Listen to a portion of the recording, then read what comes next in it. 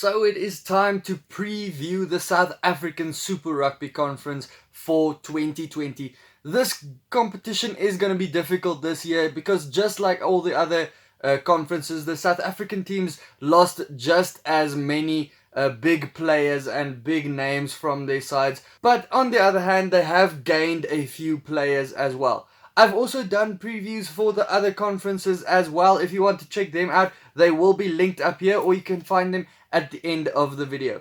The end standings for 2019 South African Conference had the Jaguares at the top, the Bulls, then the Sharks, then the Lions and the Stormers tied at the bottom, which wasn't the greatest rugby for those two teams. Let's have a closer look at each team for this year's competition though. For the Bulls, it is probably South Africa's team that lost the most big names from their side. Guys like Schalk Brits, Loet de Jager, Jason Jenkins, R.G. Snyman, Hanru Liebenberg, Vermeulen, Pollard, Kriel. It's 6 World Cup winners in that group of players I just said that they lost. So it is some big names they have lost. But they have gained some big names. They brought in John Ray Kriel, they have Josh Strauss and Morné Steyn at the end of the day. So it is veterans that will bring them something to the park. And they also brought in the Tongan Tuitavaki. But if you want to see a more comprehensive list of all the big signings for the season so far, I also made a video of the top 14 transfers for the season. You can find a link up here if you want to check that one out as well. Having to make my call for the Bulls' season for 2020 and looking at the transfer market so far, and not looking too much into the preseason games they have played so far, the Bulls still have a strong team up there. They have Trevor Nyakane and Kuboka as props, 2 Springbok props. They have Vincent Koch that's maybe coming there. There's still speculation. It's very speculative at the moment. It's still just talks. John Ray Kriel at the lock. Then they have Van Staden, who's injured for the first month, they said, of the Super Rugby. They have Josh Strauss, then the Springbok scrum halves as well, Papier and Van Sail. Morné Steyn, of course, he just brings a lot of experience to the side.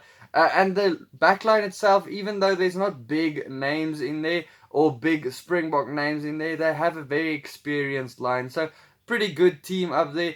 They played well so far in the preseason games so far. They hardly put a foot wrong against the Lions in the Superhero Sunday match, giving away virtually no penalties at all. And it's a good way to win games in that manner, not giving the other team chance to actually get points at all and get over the gain line and that type of stuff. So I think they are in a pretty good place for the season that is coming. Then it is last season's runners-up for the competition who lost to the Crusaders in the final, the Jaguares. They also won the conference for South Africa, so they had a pretty good year in 2019. But as all the other sides, they have a few big names that are missing this season. Lavanini is missing. Matera, probably the biggest name, their captain that's now gone. Landago is gone, and then also Moyano that left the team as well. But that's 4 big names. The biggest one for me would be Matera. The guys in, though, no real big names if you look at it. Mensah, they brought him in. He's actually already Argentinian capped. He already played for Los Pumas, but he hasn't actually played for Jaguares yet. He's only played for Jaguares XV. So it's good for him to actually get a shot at Super Rugby now. And then Mateo Carreras also coming into the team. He's been there around the team for a while now. It's just he's actually now officially on contract for the season. He's been brought in since the start of last season till the start of this season. So looking at the team, they still have a very strong team. They still have most of their core strength and core team of last year that did really well, so they can only build on that strength and that depth from there. You will feel the loss of Lavanini and Matera will be a big blow to them. It's kind of the guys that you can't really replace in any way, but mostly the side is unchanged, like I said, and they have some young guys coming through. The Argentinians always have young guys coming through, so I think they have done well enough to keep on to most of the big names, most of the strong players. So I think they have a good shot in this season again. They did well in their preseason game against Georgia as well, so I still think they are one of the favorites to get the title this year. Next up, it is the Lions, and after not having the greatest 2019, they were joint bottom place in the South African Conference with the Stormers, and the second worst point difference of the whole competition, negative 77 points. The only team that gave away more points than them was the Sunwolves, so that wasn't great for them. But last season was a difficult one for the Lions. They had a lot of off-field stuff going on, like their coach Swayze the Brain that had a few stress issues and so on. He's left the squad now. The other assistant coach that also had an issue in Australia, I think I'm not going to go in too much there, but apparently everything's fine now. He's back with the side. Dianchi, he's been suspended since then, but he was suspended already, and there was speculation back then, and it was just drama all around off the field for the Lions. But this year, hopefully, take that stuff off away from them, and they can do a little bit better. But they have lost big names again. Don't get me wrong.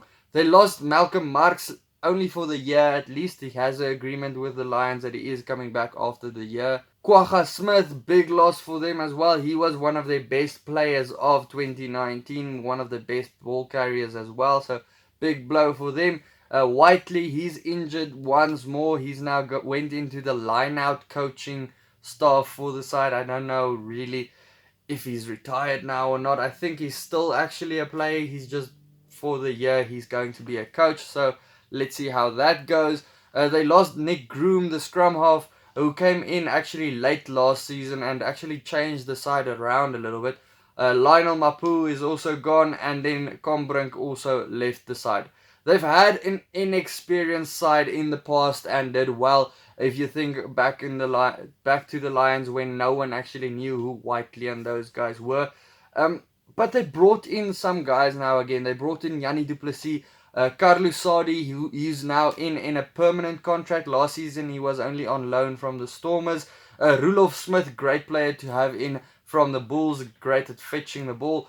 Willem Alberts, who's still don't know who, if he's there or not. They said he's training with the Lions, but he has to pass his last fitness test. But this last fitness test has been taking a couple of weeks to pass, just saying. But then they brought in Ulengo from the Bulls as well, and then a lot of young guns that came through from the Golden Lions ranks and so on. You'll also see with the Bulls and the Sharks and the Stormers that a lot of the guys come through from the Currie Cup sides or the under 21 sides, but they are new to the team, to the lineup for the season from last season, where they weren't in the lineup actually. So some players might not be listed here next to me because in last season they actually were already in the lineup for the season. So any confusion there might be due to that. Otherwise, I might have just missed the guy. It is quite difficult actually sometimes getting this information. Getting back to the Lions though, this season they have Elton Yankees as the captain, and it makes sense. He's probably the best guy in that team,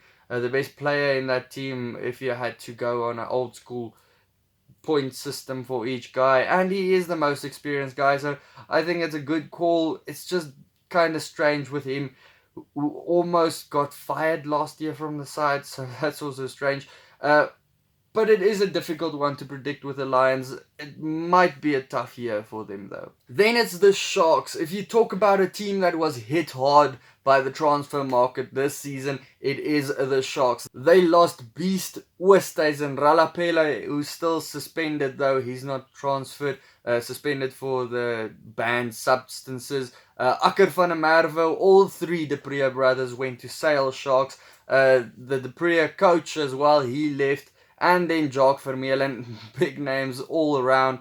But they brought in some big names as well. They brought in Oxenche, who's probably the biggest signing for them. Also ranked pretty high in that video I did. Noche, Chait, who is a very young, promising start coming through. JP Peterson, who's coming through from the Currie Cup team. He was actually transferred already last year to the Sharks, but it's his first year back in the Super Rugby side. And then Tambwe from the Lions, which is also a dangerous guy for me as a Stormers fan. I just remember that day that he just didn't stop scoring against us.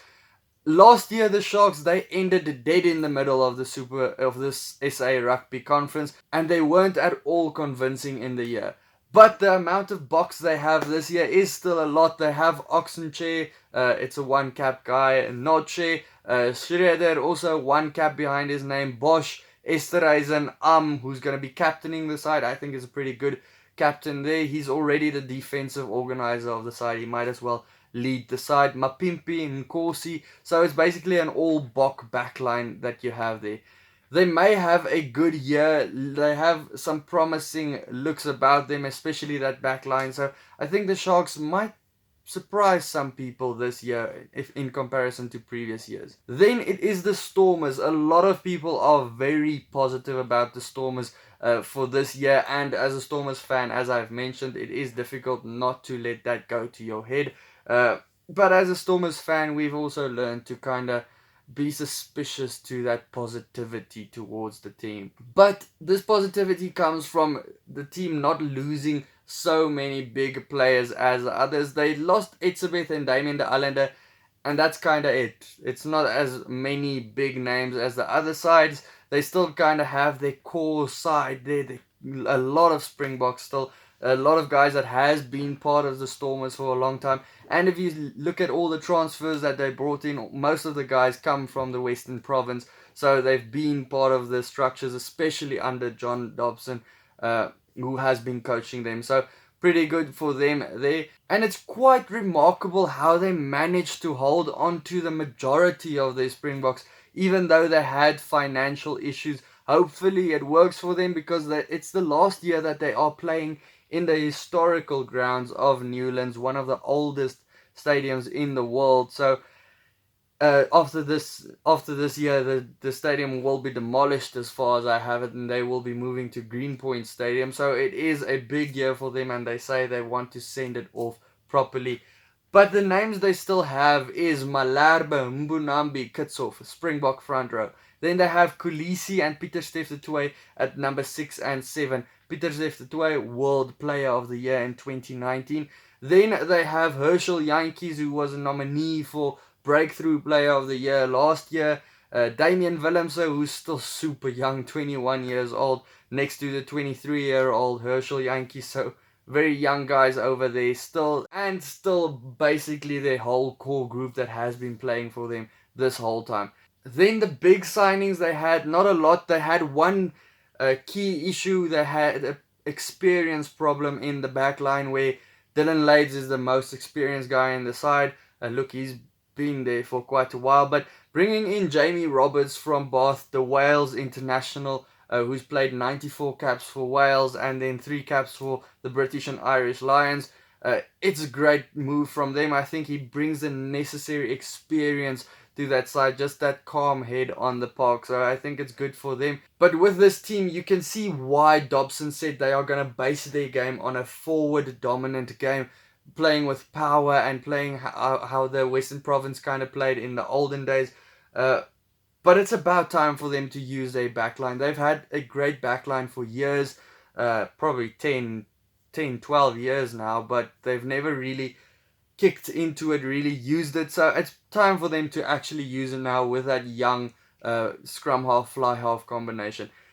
They may have a fair shot in the South African Conference this year, but the conference is a difficult one to call. So looking at all the teams and taking a shot in the dark really with these 5 teams, it is quite a difficult one predicting and not making anyone mad. So hey, let me just go for it and hope for the best. First up, the team that I think is going to rank first in South Africa is the Jaguares. I see no reason they won't copy what they did last season. But then from there on, it's difficult ranking. The Bulls, the Sharks, the Lions, and the Stormers, where they go further from there. So it might surprise some of you, but I think the Sharks may end up second. They just have a very strong team, especially that back line. So I think that's just sold me. That backline's just selling me on a Super Rugby side, a World Cup winning backline as well. A lot of guys featuring there, so I think they might do well then. Then the Bulls in third place, but just as strong as the Sharks. So I think the Sharks to Bulls might be a close one between them. But the thing about the Bulls to me is they lost all their big performers of last year, so it's going to be a difficult one for them to kind of replicate what they did last year with guys like Arge, who dominated everything he touched last year. So I don't know, it's difficult, but hey, they might surprise you. Then in fourth place, I'm going with my team, the Stormers. But I'm hoping for them to do better. Obviously, I don't want them to go out in fourth place. It always looks very bad. And then, unfortunately, the Lions at fifth place. A lot of people are going to hate me for it. The Lions are the team everyone loves, so I even like them as my second team. So it's a difficult one, but hey, that's what I think. Let me know down in the comments below what you think, how it's going to end, which is the biggest transfer for this season that you can't wait to see. And then also, maybe what is your prediction for this season? Who's going to win it? Is it going to be a Crusaders fest again? Are we going to see the Jaguares get in there? Or is someone random like the Blues or someone like that going to win it? Guys, I'll see you for the next one. I hope you are getting excited for the Super Rugby. Remember to join the Superbru pools. Cheers.